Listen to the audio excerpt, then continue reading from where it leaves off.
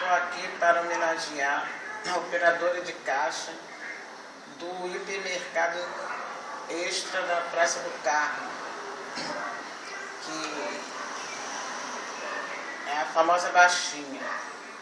Ela é uma pessoa muito bem-humorada, atende seus clientes muito bem, sempre está de bom humor.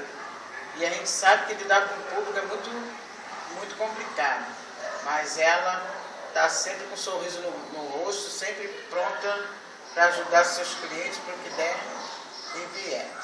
Ela não mistura os problemas pessoais com o profissional.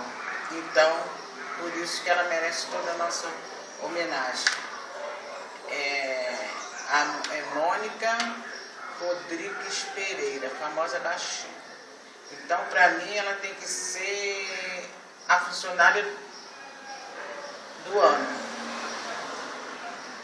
Muito obrigada, baixinha.